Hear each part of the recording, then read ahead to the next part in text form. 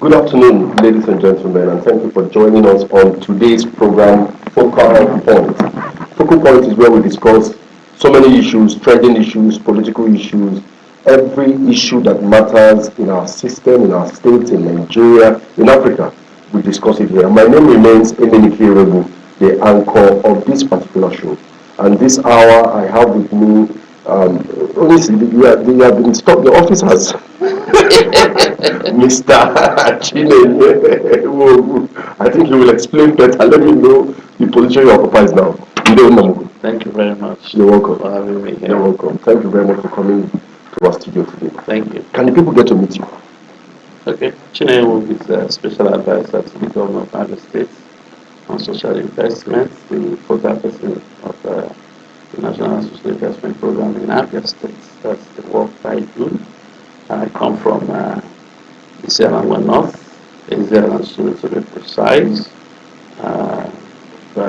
Married with kids and proper education. I have a first degree in political science and public administration.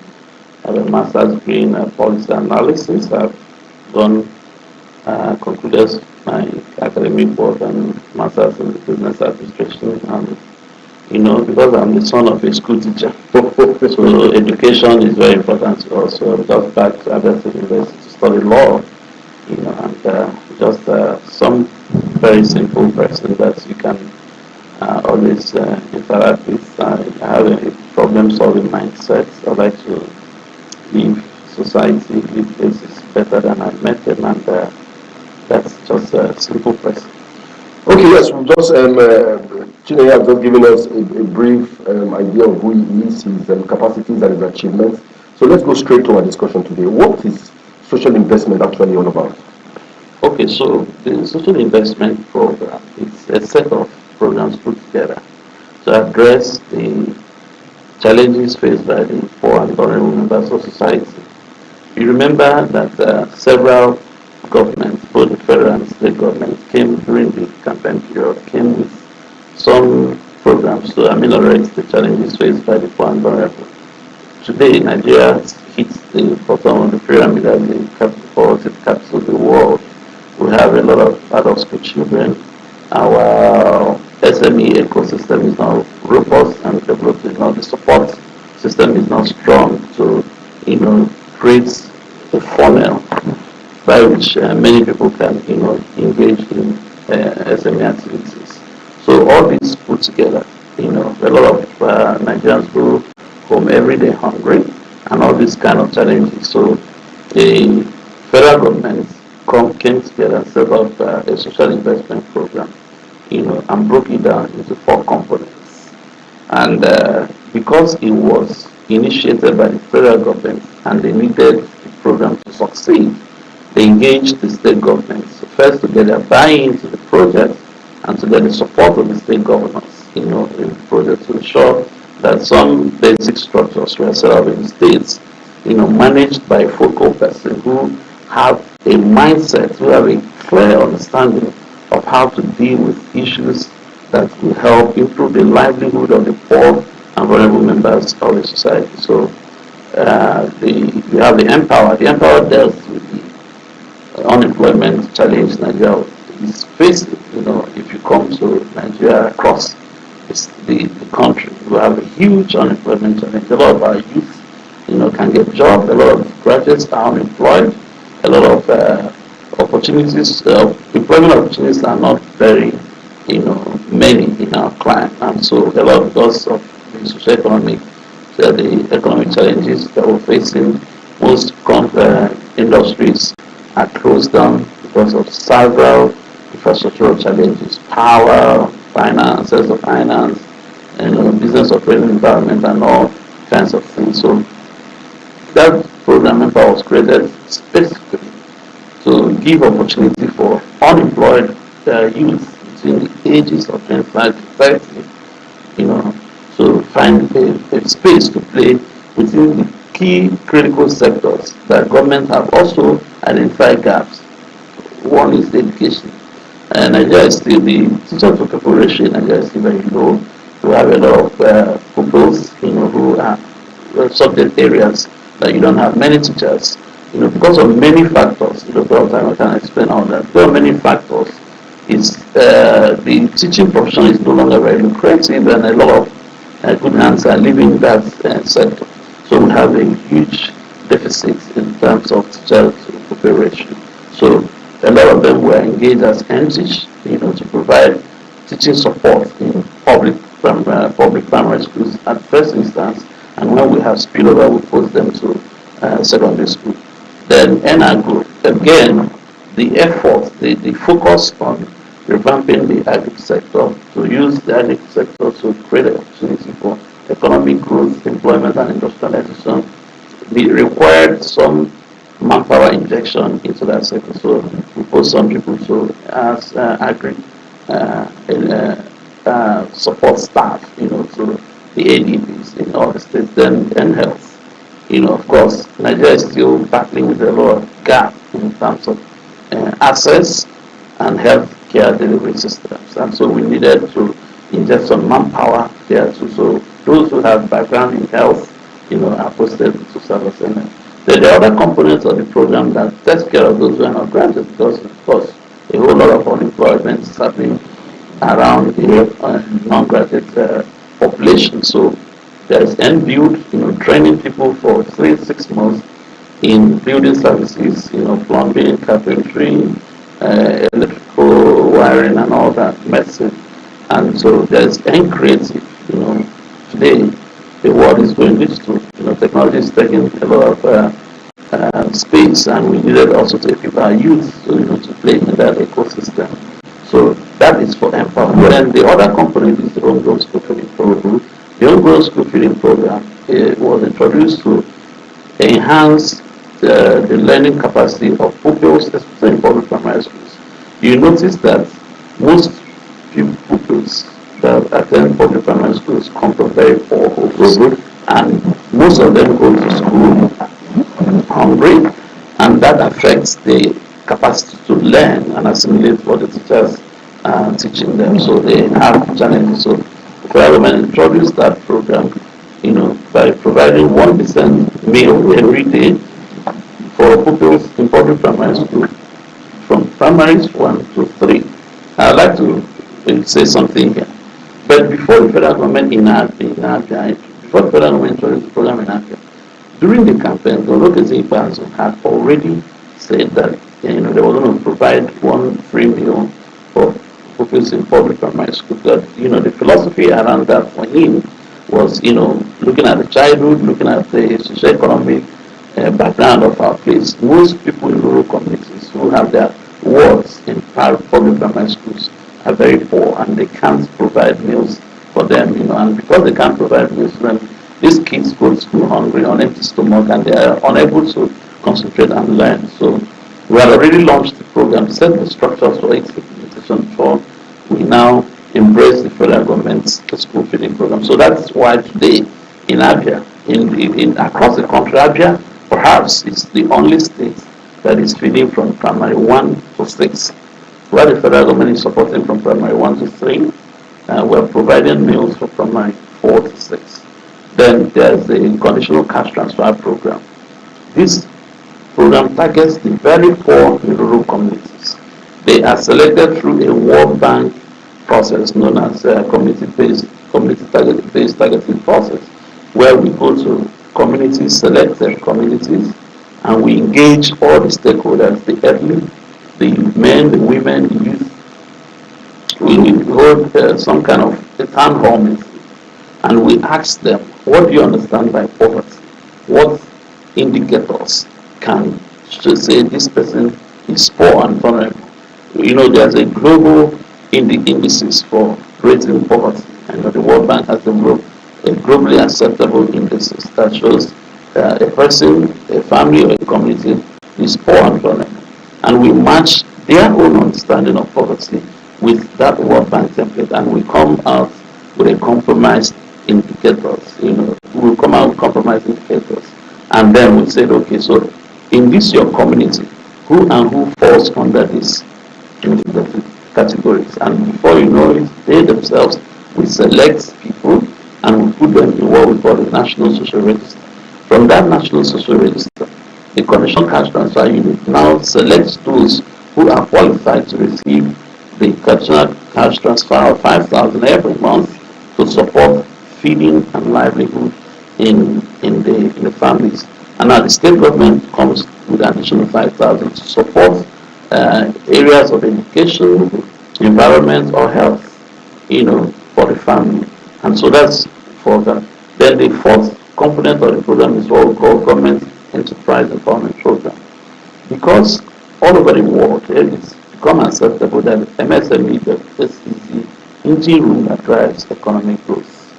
Government wants to invest a lot of resources from the bottom of the pyramid up, to those micro, small businesses that are operating with very minimal capital in just some, low interest, convenient facilities in terms of loan, between 10,000, 20,000, 50,000, and 100,000. Now, even though now GIP 2.0 has scaled the loan amounts to about 300,000, and they receive this money and inject it to the businesses and pay back the money within a period that is very convenient to the entrepreneurs.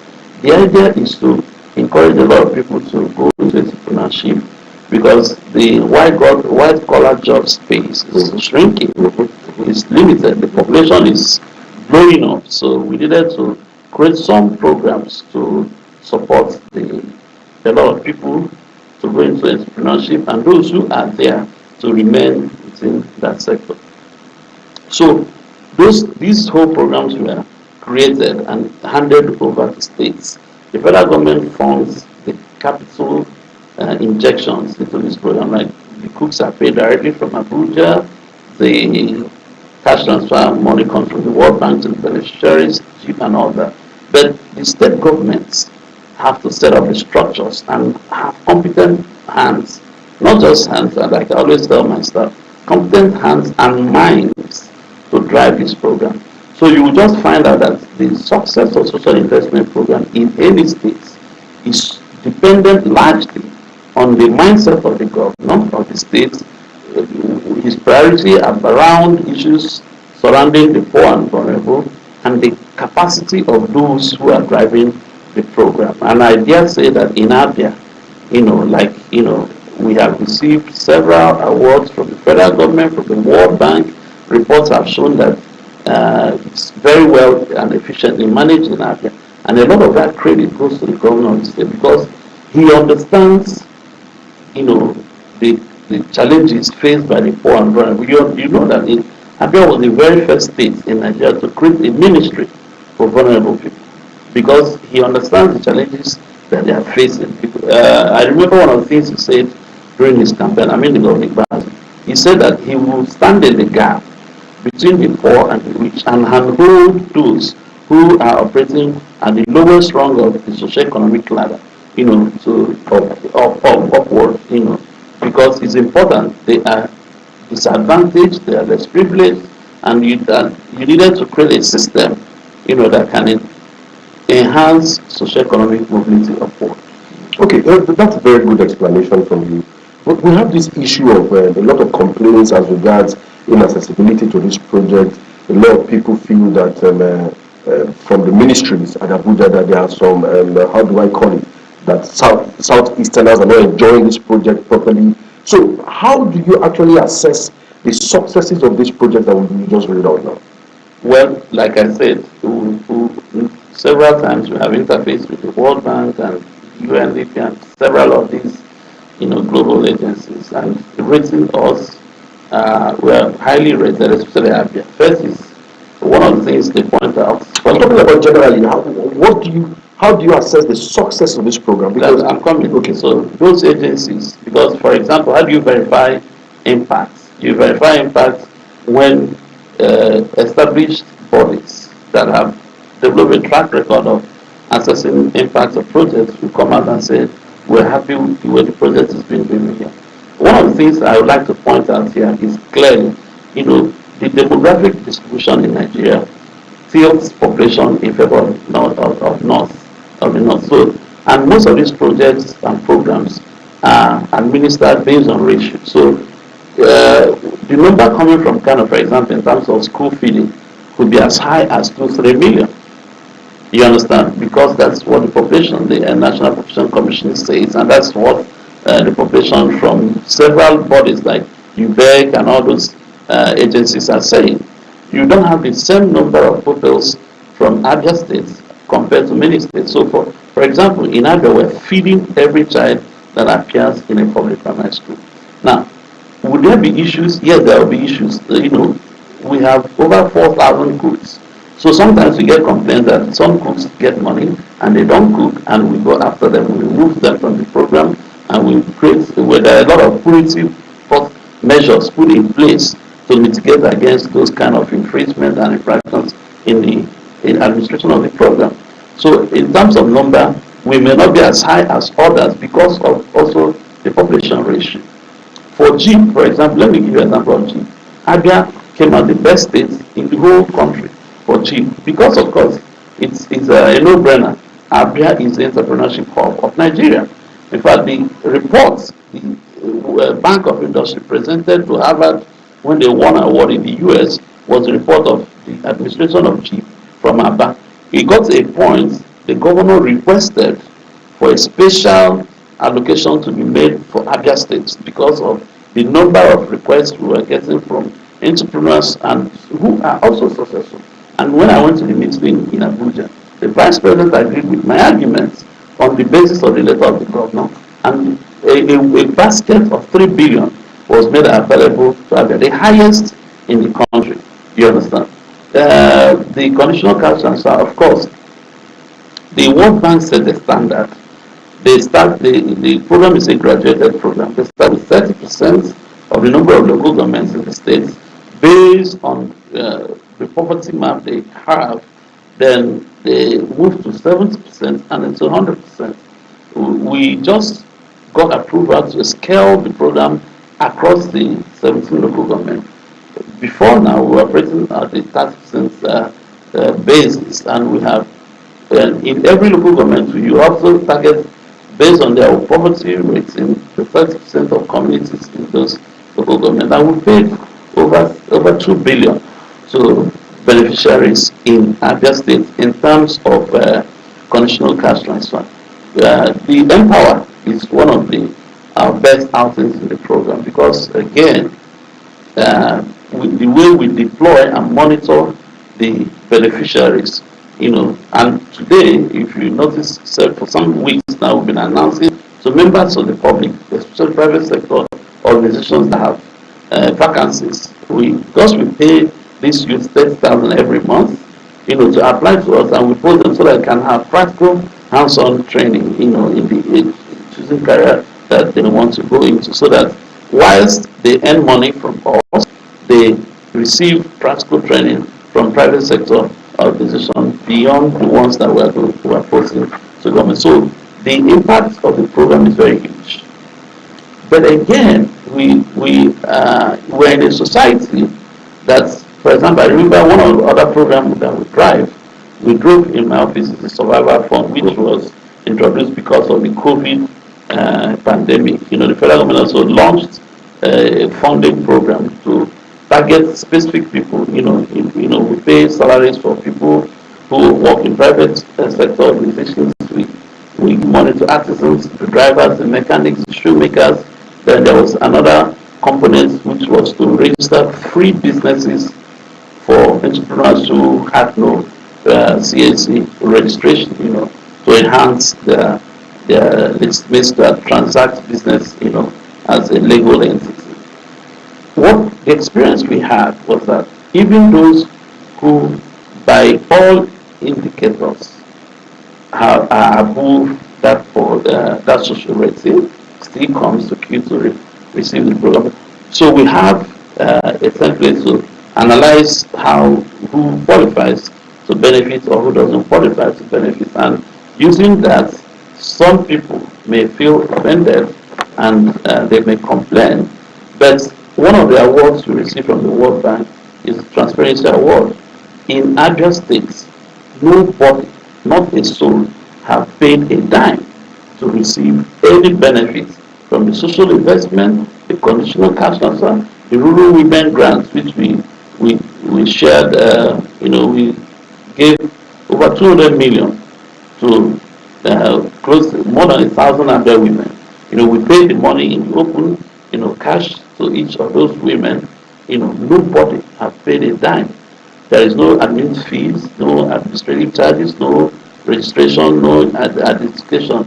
Unlike what happens in many other states, where some of these programs have been, the lack of transparency and all that. So, but for us in Abia, we have sustained, administering this program above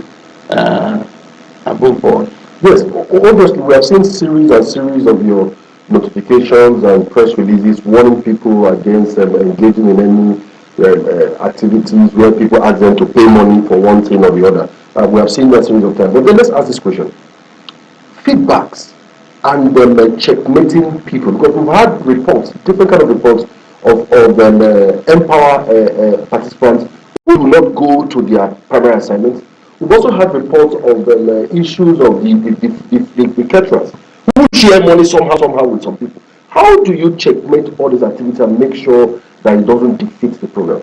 Yeah, we have a set of independent monitors appointed by the World Bank and the federal government. We also have civil society groups who are on their own trying to monitor the program. We get those reports, and I would like to use this opportunity again to tell the public, if you have any of those such reports, if you do not hesitate, get to our office.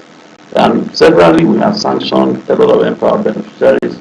Some we have removed from the program, some we have stopped their payment, because every month they sign some kind of verification document from the head of the institution or organization where they are posted for their primary assignment, and they upload that verification letter, that clearance letter online, and upon that basis their allowances are paid.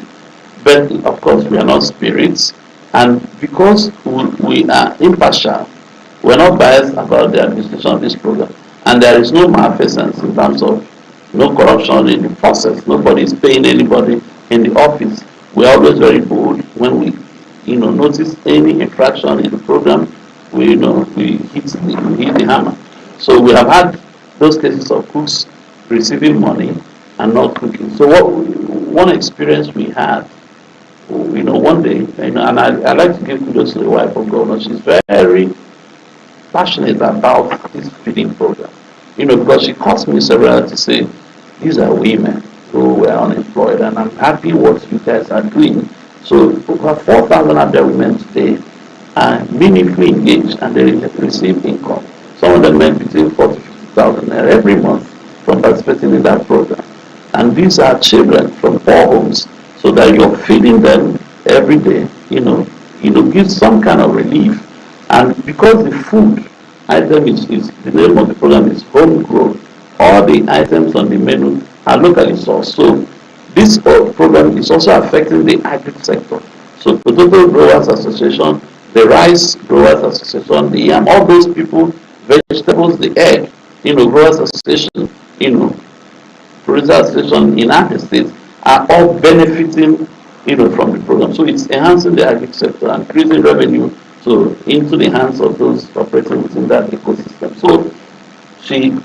So one day she called and said, oh, she noticed that in one particular school, where we have about 2-3 cooks, that they just take the money and give to one person and they don't come, and she manages another. So we went in, of course, we sanctioned them, we removed them from the program. Because the way the program is structured, you cannot be a cook outside your own community. And the community will know that you're the cook, and they will monitor. We created several levels of monitoring this program. The traditional rulers, I am in touch with them regularly. The women leaders in rural communities, the youth leaders, and also we have a hotline where they call in, and they call me directly and say, there's no food in our school today. And of course, we have our dashboard. We know all the numbers of all the cooks, we know all their names, and so we can call them, track them down. We can ask the bank to stop their payment, even though we don't have access to the money, but we can tell the bank to hold on the payment in that account, so that until they get clearance. Okay, let's move to another issue which the governor himself was really attached to, and you played a very key role in this particular project. That is the Enimba, Automated Shoe Factory, economic city. The economic city. Yeah. What is the level of that particular city? We know that COVID came in, a lot of challenges came via COVID. Where are we at the moment? When Governor Ikpeazu came to office, one area he clearly demonstrated indication that he will focus on his SME development. And so you see what has happened with the Made in Abia program. We have driven the Abia product promotion activity to a global level, that we have had fashion events in major cities in the world. We have exposed our entrepreneurs and their products to the global space. This has enhanced patronage for Abia entrepreneurs. Some of that exposed us to many others. I'd like to just take a few minutes to see what, because this speaks to the methodological approach of his governance. He's a scientist. He's got PhD in clinical biochemistry. So he doesn't just come out to introduce a program. The program, is, goes through the mill in the laboratory, and he engaged good heads and good hands to review the program. When we came on board, we looked at the SME ecosystem. We identified critical issues. We noticed that a shoemaker in Abia would produce a shoe and put it made in Italy or Gucci or something. So this guy in Italy who had no contribution to that product receives all the accolades, and so because of that, their products were not appropriately priced. Then we had issues of access to finance. Because of the low quality and all kinds of things happening within that ecosystem, they didn't have access to finance. Automation, you can't believe that up until we set up the Enimba Automated Shoe Factory, over 1 million leather products that live about every week were all done manually. They use scissors and hands to cut the leather. They use stoves to heat the sole and the gums and all that. So access to finance was an issue. Infrastructure was a big issue. Roads you couldn't access this business operating environment. The roads were so bad. There was no power. Even the market structures were in a very bad shape. So, of course, how he started on the first day of resumption of office as governor. He flagged up roads in Abia, and all the roads that were done in Abia. The philosophy behind those projects was to enhance the MSM ecosystem. We moved from there and started with the branding, to boost the morale and confidence of those entrepreneurs. Today, they are proud to put their own level on their products. And when last I traveled to UK with Sam Hart, we went to do some exhibition enforcement in UK. All the products that we went to, over 200 of them, had labels of the producers. And gladly today, some of them are now receiving calls directly from, people who want to patronize them. So that boosting of confidence expanded the orders that was coming. And then, of course, that led us to go into China with 30 youths, training them in automated shoe manufacturing process, bringing equipment and setting up the Enimba Automated Shoe Factory that's now producing shoes for various MBAs and for the public. All this that we have done, including providing independent power for area, in collaboration with the federal government, now created a hunger for an expanded industrialization program for Abia and for the entire state, and that led to the vision of the Enimba Economic City. What is the Enimba Economic City? It's a whole new city, an industrial city, where you go everything, an integrated city with entertainment, with education, with luxury, industrialization, commerce, and logistics. And you couldn't do it in a better way. You must have everything instituted so that when people live in the city or visit the city, they find everything that they're looking for, akin to what you have in Dubai. And we went for the best. Savannah Durang is the Singaporean component of the Ministry of Urban and Regional Planning. They they were part of those who did a lot. They have had expertise in developing new industrial cities, and they did that design, for which we are engaging with all the key stakeholders for the realization of that project. Now, today, this economic city has been rated as the fastest economic city development in the world. We just 2 years, no, last year, the Edinburgh Economic City won an award. It's called Chartered Institute Award. There is a US-based institute that analyzes economic city developments across the globe. Every year, most countries develop new cities, new industrial cities. In the expansion of their industrial frontiers. When that 2 years ago they did that analysis, Edinburgh Economic City came first, well and above cities from Russia and Australia, and they won an award of $25,000 for that. And they looked at the economic positioning, they look at the visibility and viability of the project, they look at the interest, the global and international interest in the project. So that's where we are now. We've done design. We are closing in on the finances. The project, the first phase of the project will take between $250 to $300 million. Of course, nobody, once you hear that kind of money, you know that Abia State government is not in any place close to raising that kind of financing. So what we did in tying up the project was to get the state government, the federal government, private sector, and the multilateral institutions to become part owners of the project. So Afrexim took over, the financial lead to raise the entire finances for the program.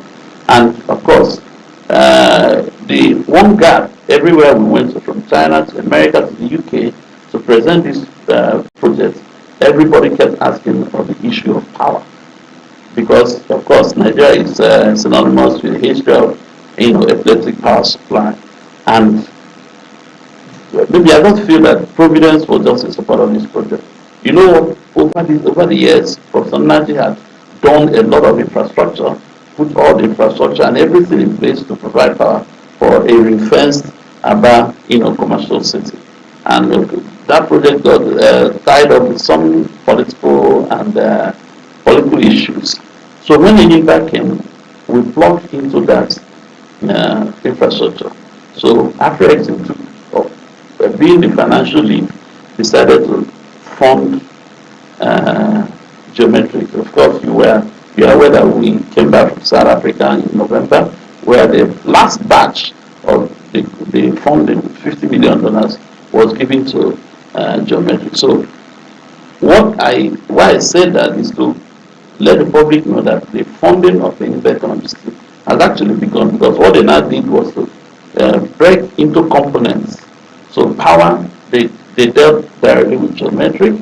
The design, of course, it was paid by the private sector, $1 million, and the licensing alone is a free trade zone license, fully gazetted, $600,000 was paid by the private sector, and it also has an origin and destination inland port license, the only one in Nigeria that is not owned, that is not a lease.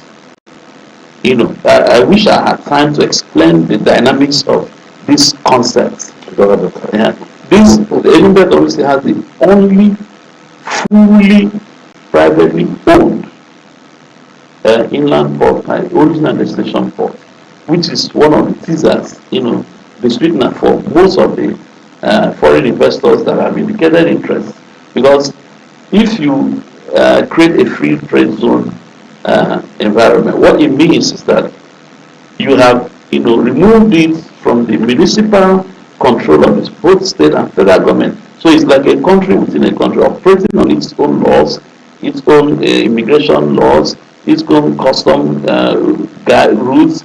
Everything about the Edinburgh Economic City is excised from control of both state and federal government. And Governor Okezie Ikpeazu, understanding, having a long-term vision of this project, there's a law in the State House of Assembly that has actually removed authority of the state governor from, that economics. So where we are now, we're just closing in on the finances. On the 30th of December, I accompanied the governor to the presidential villa where he met Mr. President, because part of the funding was the money that was supposed to come from the federal government, about 10 billion naira, which, having seen the prospects of that project, Mr. President decided that the federal government would invest, we own 20% equity in the project and invest that money. And he was excited with the report given to him by the governor, and committed the federal government to funding, giving out their own part of that equity. The project is so structured that even the communities own about 4% equity in the project. They will have directors sit on the board of the project, and it was well tied up. So the project lead for Enyimba is Afrexim, of course, is Africa Export and Import Bank, African Development Bank, the World Bank arm, that's the IFC, which is the private sector arm of the World Bank, International Finance Corporation, is the lead marketer for this project. So they're going all over the world, attracting, core investors, core anchor tenants for the project. So we're looking at between the second and fourth quarter, which the president committed to do the groundbreaking. I explained this to someone a few days ago. When you do a groundbreaking for a project, people will now begin to think that it will take a long time for the project to start crystallizing. The way the project is structured, once we close down on the financing, so we have all the money in with Afrexim, and we have the EPC contractor, the CCEC, who are also investing in the project. Once the flag off is gone, within a cycle of 6 months, the first phase of the whole project will be built up.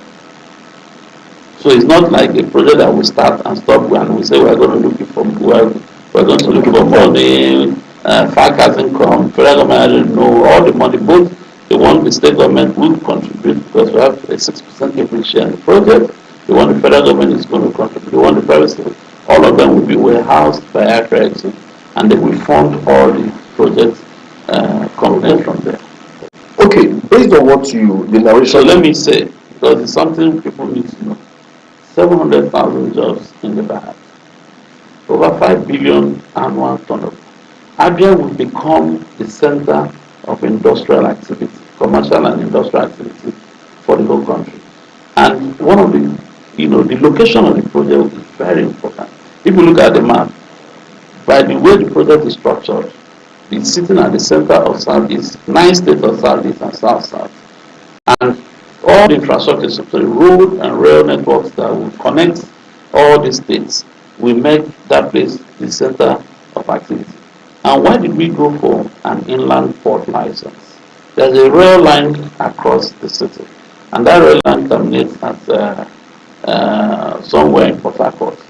And we have just received an approval from the federal government to just about 7 kilometers to Nessie Port to complete.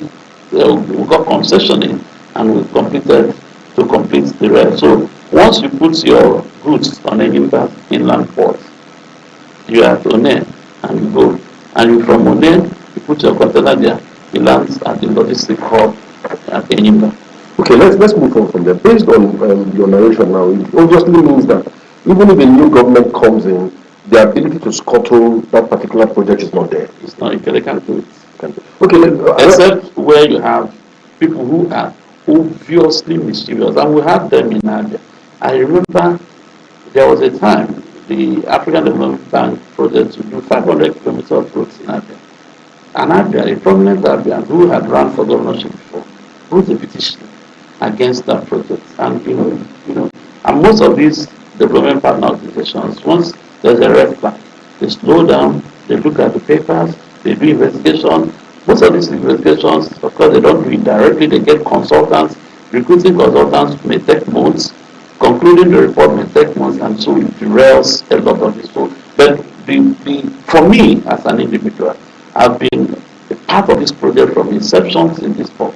I would plead with anyone who may have find himself in the office of governor beyond Governor Okezie Ikpeazu, for the sake of the 700,000 jobs that will be created, for the sake of how this project will become a massive project for not just Abia, for the Southeast and for Nigeria, to continue pushing forward that dream. Okay, my other question in this angle is, are we going to see before the end of Governor Okezie Ikpeazu's period that there will be groundbreaking and there will be structure there, something identifiable? We'll do groundbreaking, we'll conclude the first phase. The first phase. Yes. The first phase of the physical structure. Physical structure. Okay, let's move forward. For the past, recently there's been a lot of criticism on the governor as regards infrastructural projects in Abia and other places, a lot of issues. Do you think that the challenge that the people have not really understood what the government is doing, or do you think that the government is not doing too well? Well, before 2015, there were so many challenges. There were so many challenges. It was difficult to access Abia from anywhere. From Akwa Ibom Cross River, there was no access. From Port Harcourt, there was no access. From Imo, there was no access. A lot of internal roads. Abia has over 4,000 internal roads, one of the highest in the whole country. Abia is almost like a congested city with a lot of economic activity. Over 80% of residents of Abia are entrepreneurs. So there's a lot of economic activities going on. Abia is not a dull city. You understand? It's a very active city. So because of the challenges that previous governments faced, and which is that everybody has agreed to that, before you build roads in Abia, you needed to do certain things. First, you needed to understand where Abia stands in terms of, some people say the lowest point on the, land, and how the water flows, because it's a major issue. So what Governor Ikpeazu did was to first study the topography of Abia, to understand the quality, the kind of roads that, Abia will require. Because I can remember that it was at Amobona that former Governor Okezie Ikpeazu, where Obasanjo referred to former Governor Okezie Ikpeazu as action governor. 3 months down the line, the road washed away. I'm also aware, and I'm also sure that former Governor Okezie spent a lot of money in doing some roads in Abia, but most of those roads did not last. So what happened? First, we needed to do proper water channeling. So Governor Ikpeazu for us, it's not about how many roads that we have done. It's about doing XYZ number of roads. When the next government comes, they will not go back to those roads. So what we are, for example, on Abia Road now, it's understandable. People are going through a lot of headache passing through that road. But you can't, have omelette if you don't break the egg. You understand? We are doing end-to-end tunneling system, drainage system. We did that in Port Harcourt Road before now the main work started in Port Harcourt Road. So the rebuilding of Abia requires a lot of patience, a lot of consultations, a lot of stakeholder engagement, so that people will have a long-term mindset of the kind of projects the governor wants to live in Abia. He is not in a hurry to just do haphazard projects and live as governor, and within his own tenure, a lot of those roads would have collapsed, and that is Abia people's money that would have wasted. You understand? So that is one understanding people. It pains the government deeply that people go through the kind of challenges that they go through in Abia. Let me portray that by this point. For the first time in the history of the state, in the last 30 years, 20 years, you could drive from Brass to Ariara when the governor went to open up Falls Road. And we did the first layer, we did the binding course, and there was pressure and all that. I'm sure that many people within government side who understood the import of opening the road were like, people should wait. But of course, people are not very patient people when it comes in terms of where they get their bread to feed themselves. So that road was open. Now we didn't do the wiring course, and we also didn't conclude the work at Ifobra Pond, because a lot of challenges with Ariara and Falls Road has to do with flooding. When people talk about Abia today, I sit back and when there's the highly celebrated former governor of Imo State, everybody celebrated as a good governor.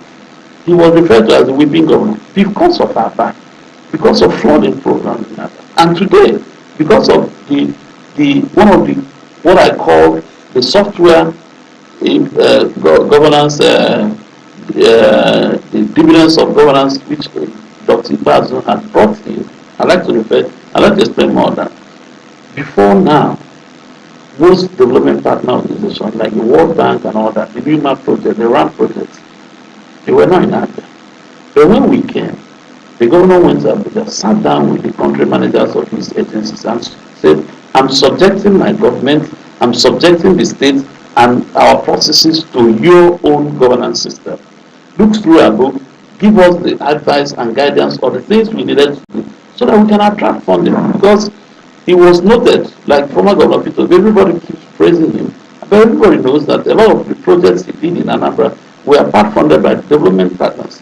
But before they can come to your state and do some of these projects, you will come, you will do some counterpart funding, you will subject yourself to proper, corporate governance processes. Mm-hmm. So the governor Ikpeazu laid a team, and we all went to the World Bank and we said, we are ready for you to handhold us through your processes. We needed to reform our processes. We needed to do a lot of rejigging of our governance, accounting, financial, systems to make sure that we match what the requirement and get the funding necessary. Today, by the time the World Bank, the UMA project is finished, the Port Harcourt Road, Ngwa Road, Ohank Road, all the flooding challenges that those roads have been known for over the years that made them impassable for this number of years would have been solved permanently. Those are the kind of, that's the kind of mindset the governor has. So, yes, there will be complaints because, of course, when you are rebuilding a process, when you are, when you excavate and put solid foundation, you won't be as fast as somebody who is just finishing a project. So it's painful even for us in government. I drive on the road on the streets of Abia myself. I stay on the traffic. It's not easy. You understand? Most times the governor, because he spends a lot of his time in Abia, he also feels this thing directly. And sometimes when people talk about those in government as though we are alien to the challenges and sufferings that are going on, So, but the point is, we understand issues, and we are tackling them from the position of knowledge. Okay, you understand? Governor wants to leave enduring legacies. He wants to build roads with double-sided drainage. He wants to do rigid cement pavement technology for the first time in the history of this state. You are doing rigid cement pavement technology. It's more expensive. It takes more time because it's almost like doubling the cost of road per kilometer. But he is doing that. And one day I asked him, when China, and was asking him why he was going through that long haul. And he said he's thinking about these investors when they will come. The questions, they will drive cars. No investor will come to the city where the roads are not well. You understand? So he's thinking about those things. And he's not known. I used to tell people, for a man who got a PhD under 30 years, the son of his good teacher, not that he came from a very wealthy family, go through a bachelor's degree, a master's degree, and a PhD undergrad, that person is not a frivolous person. It's not because he's governor of a state and all Big Tom and Harry begin to vilify and cast aspersion on his person. That kind of person, you are educated like myself, you know what it takes coming from that kind of background to reach that academic height at such a short time. That person cannot be a frivolous person. So he understands what he's doing in Abia, and I'm sure Abia and Abia will be better off by the time they fully understand what he's doing. Okay, as someone who is in this government, you've been here from the beginning of the government to this point, what do you think have been the challenges of this government? Every government faces many challenges. First is the inherited challenges. Infrastructure is a big problem across Nigeria. Today, the federal government has given out concession of 19 roads to private sector to build. You were in the other day, NNPC is now funding road construction because it takes a lot of resources. So first is the resource challenge. We don't have enough money, and that's the truth. It's difficult for politicians to say this openly. We don't have enough money to address all the myriads of challenges that are facing us. But we can, as a people, team together and bring resources here and there. And that's one of the things I like about Anambra State. Just yesterday, I was discussing, there was a report of someone in Anambra State building 3 roads in this community. Totally over 7 kilometers. We don't have that kind of money. So we have prominent Abians who have influence, who have contacts. But what you notice is that most of them, rather than team up with the government, demarket the state, begin to do many things, act in several ways to impede the development of the state. We can all come together and improve the resource base of the state. We can all come together because resource is not about money alone. Contacts can help. We have a minister from Abia. We have a senior chief. We have senators. We have people who are very friendly with the powers that be, both development partner organizations. But sometimes I sit back and I ask, how much positive impact have all these people brought to bear in this state? So that is one thing that is a challenge. Resource is a challenge. Another challenge, which of course I just alluded to, is the mobilization of resources. Creating, having that mindset is our state. Let's develop it. We don't have any state. For example, when you go everywhere, you find the governor saying all kinds of things. We are doing made in Abia and all kinds. And you're going about the whole place. You're attacking those kind of things. I asked somebody. We went to London with some clothes belong to one young girl in Abia, Riabana. She's become a very this guy Gonzazi wears her clothes now, and you are attacking that whole process. You are not attacking Chinenye. In fact, I went with my extra clothes. My money is complete. The person that is going to lose is those entrepreneurs whose products nobody is going to listen to them again. Nobody is going to patronize them. And they will do all these things. They will become creative ingenious, and they go home empty-handed. They go home hungry. Those are the people that we should be thinking about. So another challenge, which is related. Let's think Abia first. Let's think about our state. Let's think beyond who sits on the seat of governor of the state. Let's remember that this state belongs to all of us. It's our homeland. It's our collective responsibility to make Abia what we want Abia to become. A governor will come, do 4 years. If he's lucky, he does another 4. That's 8 years. The life cycle of a state is limitless. So we should have that kind of mindset. Of course, we still have a poor revenue base. Most of our people find it difficult to pay appropriate taxes, engage the right government channels and all that. And I think that, of course, government is also dealing with it through a robust advocacy process to ensure that a lot of people understand their roles and responsibilities to the women of the state. And I liked what governor said once when we went to China. And we went to an institute and listened to some presentation, and he said, the greatest challenge our country has, Nigeria is facing as a country, is social mobilization. Right? Who wants Nigeria? We are dragging Nigeria from Igbo perspective, Yoruba perspective, the Hausa perspective. Nobody can say Nigeria is ours. You understand? And it also goes up to the states. So that social mobilization is a responsibility everyone should key into. We need to deal with it. And we need to develop the patriotic spirit, even from infancy, so that our children, as they grow, they begin to see themselves as one. So that's okay. That's a good one. We're driving towards the ending of our interaction, and of course we are aware that the lifetime of this administration is less than 1 year, 8 months or thereabout, and we'll be having somebody new. And if I ask you, what kind of a character, what kind of an individual, not calling names, what kind of person do you think should replace Governor Okezie Ikpeazu at the right time?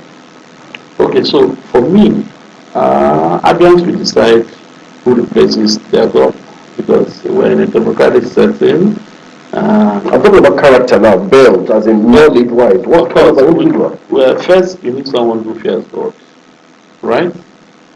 You need someone who has capacity to mobilize people, people and resources. You need someone who, because a lot of things Governor Ikpeazu is doing at the foundational stages is building a solid, strong foundation for the development of Abia. We need somebody who understands this trajectory and who will see it through. You don't need somebody who will come together tomorrow and say, oh, anybody economics, we need to stop it and start another one. Because you have closed the valve to 700,000 jobs. You understand? Oh, we are not going to be investing and all activities on promoting made in Abia. We need to stop it and pay something else.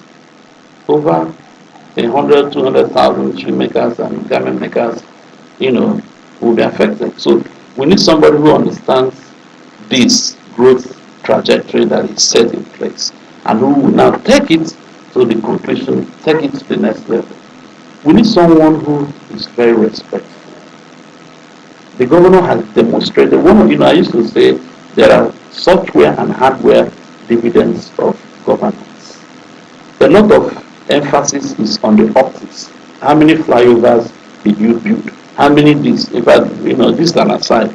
Recently, the National Bureau of Statistics released the poverty indices for Nigeria. In one state that is at the lowest in their zone in terms of poverty, they have built over 15 flyovers.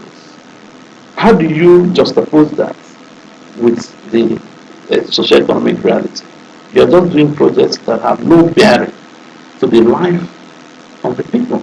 So we need somebody who understands the real issues. And we need people who understand it. It was easy for Governor Ikpeazu to apply rigid Sme Development technology. It was easy for him to close his ears to all the criticisms and say, I will do drainage. In all the roads, I will do drainage because I know if I don't do drainage on those roads and I just put lateral, put asphalt, commission the road, in 6 months' time, the road will wash away because but of course, those projects are taking so much time. Yeah. So that's also an issue. So we need someone who has a homegrown knowledge. We need someone who is exposed, who also understands what the time is out there, who has contacts. Do you understand? We need someone who is not greedy, who is not thinking about how much he will make out of government. I listened when Chuba Karibo was the Senate president. I used to work in National Assembly.